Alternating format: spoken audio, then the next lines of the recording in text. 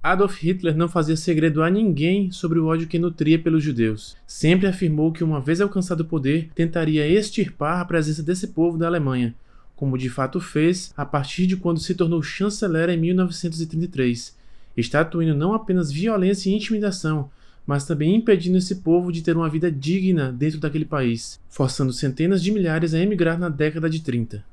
Os judeus já estavam legalmente proibidos de exercer diversas profissões, quando em setembro de 1935, um conjunto de leis conhecidas como Leis de Nuremberg foram editadas, definindo quem era ariano e quem não era. Essas leis, dentre outras coisas, proibiam casamento ou relações sexuais fora do casamento entre judeus e não judeus. Embora inicialmente as leis de Nuremberg fossem direcionadas aos judeus, o governo nazista esclareceu que eram também aplicáveis aos ciganos e a pessoas negras e seus descendentes. Os ciganos, em particular, estavam sujeitos ao mesmo nível de desprezo que os judeus. E quanto aos casamentos e descendências pré-existentes que essas uniões haviam produzido antes da entrada em vigor dessas leis? Qual era o status dessas crianças? O governo nazista produziu uma complexa série de classificações para abarcar todos os possíveis casos e aplicá-las sem olhar concretamente para as famílias. Os filhos de dois pais arianos, por exemplo, eram considerados Deutsche Blütiger, ou de sangue alemão, e recebiam a cidadania plena e proteção total da lei. Aqueles que tinham apenas um bisavô judeu eram equiparados aos Deutsche Blütiger e também tinham cidadania alemã. A próxima classificação é a de Mischling, ou mestiço, que eram subdivididos em Mischling de segundo e primeiro grau. Os de segundo grau eram aquelas pessoas que tinham apenas um avô judeu. Além desses, havia os Mischling de primeiro grau, que eram 3/8 ou metade judeus. Todos os Mischling poderiam ter cidadania alemã.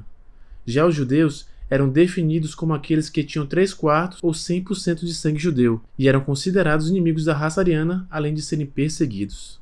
Para se provar a cidadania alemã, fazia-se necessária a obtenção de um certificado provando seu status quanto à raça e o sangue. Dessa forma, algumas famílias continham cidadãos alemães e judeus, que logo seriam divididas quando as perseguições a famílias com sangue 100% judeu recrudescessem nas proximidades da Segunda Guerra. Foi assim que muitos Mischling acabaram em unidades militares durante a Segunda Guerra, utilizando uma suástica em seus uniformes.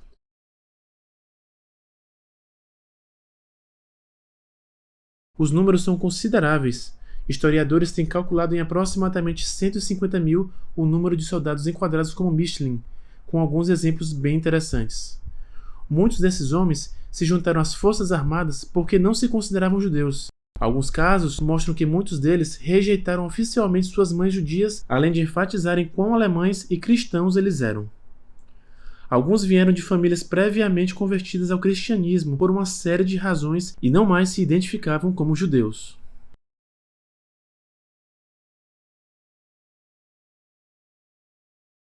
Um dos exemplos mais conhecidos foi o de Werner Goldberg. Sua imagem foi utilizada por Joseph Goebbels como parte de uma campanha intitulada O Soldado Alemão Ideal, sem perceber que Goldberg era Mischling, um homem que tinha ascendentes judeus. Seu pai há muito se convertera ao luteranismo, e tanto Werner quanto seu irmão reafirmariam esses laços ao professarem também os dogmas de Martinho Lutero. Os dois irmãos não souberam da ancestralidade judaica do pai, senão quando este perdeu o emprego por conta da entrada em vigor da nova legislação. A despeito disso, Werner conseguiu trabalho no RAD, Reichsarbeitsdienst, o Ministério do Trabalho da Alemanha, em 1938, além de depois servir na invasão da Polônia, em 1939, com sua imagem ganhando proeminência nacional como parte de uma campanha de recrutamento. Entretanto, em 8 de abril de 1940, Hitler ordenou que todos os Mischling de primeiro grau, isto é, homens que eram metade judeus, fossem expulsos das forças armadas. Essa ordem colocaria muitos soldados em uma situação difícil e fez com que muitas pessoas usassem amigos nazistas de alta patente para ter seu certificado de raça retificado com o fim de que lhes fosse permitido continuar no exército, além de protegê-los e suas famílias de perseguições. Werner Goldberg conseguiu emprego no Comitê para Estudos Trabalhistas do Reich, além de sempre agir para manter seu pai longe das garras da Gestapo.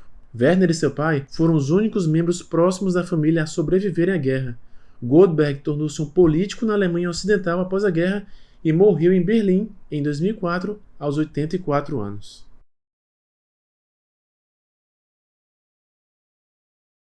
Outro caso interessante foi o do general da Luftwaffe Erhard Milch, que também era Mischling, filho de um farmacêutico judeu. Quando a Gestapo começou a investigá-lo nos anos 30, seu chefe, Hermann Göring, se envolveu pessoalmente no caso e protegeu seu subordinado. Göring apresentou uma declaração da mãe de Milch, uma não-judia, na qual esta dizia que o verdadeiro pai de Milch era o seu tio, o que não era verdade. O que era verdade era que ninguém iria contra-argumentar o marechal do Reich. A Milch foi emitido um certificado de sangue alemão, mostrando que ele era 100% ariano, prova de que o incesto era mais aceitável para as autoridades nazistas que uma ascendência judia. Como declarado certa vez por Göring, quem decide quem é judeu e quem não é, sou eu. Milch continuaria no serviço público até se tornar marechal de campo e inspetor-geral da Luftwaffe. Em 1947, foi julgado como criminoso pelos americanos por conta do tratamento dispensado a prisioneiros de guerra e crimes contra a humanidade, o que incluía o uso de trabalho escravo judeu. Foi sentenciado à prisão perpétua, que mais tarde foi comutada para uma pena de 15 anos de reclusão, sendo libertado em 1954. Morreu em Düsseldorf em 1972, sendo o último dos marechais de campo vivo de Hitler.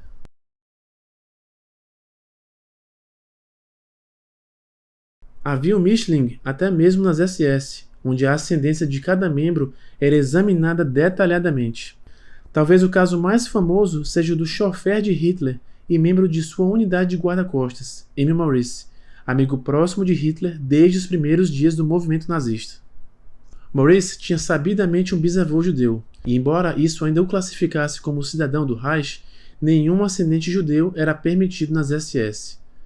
Tudo isso veio à tona em 1935, quando Maurice forneceu dados para poder se casar. Foi-lhe requerido que fornecesse a Himmler sua árvore genealógica completa retroativamente ao ano de 1750, como era a prática em se tratando de oficiais das SS. Embora Maurice fosse membro do partido desde 1919, tivesse participado do putsch da cervejaria de 1923 e sido premiado com a Ordem de Sangue por essa participação, Himmler exigiu sua remoção, mas Hitler atuou junto a Maurice. Ele e seus irmãos foram declarados arianos honorários e permaneceram na organização. Maurice seguiria como oficial membro das SS, alcançando a patente de SS Oberführer. Após a guerra, seria condenado por uma corte americana a 4 anos de trabalhos forçados, morrendo de causas naturais em Munique, no ano de 1972, aos 75 anos. O fato de que homens com ascendentes judeus serviram nas forças armadas de Hitler mostra que a história tem suas ironias, assim como a própria história do Terceiro Reich. Deixe aí nos comentários o nome de algum soldado ou membro político alemão que tinha ascendência judaica e não foi citado aqui no vídeo. Não deixe de curtir, compartilhar e se inscrever no canal. Até o próximo vídeo.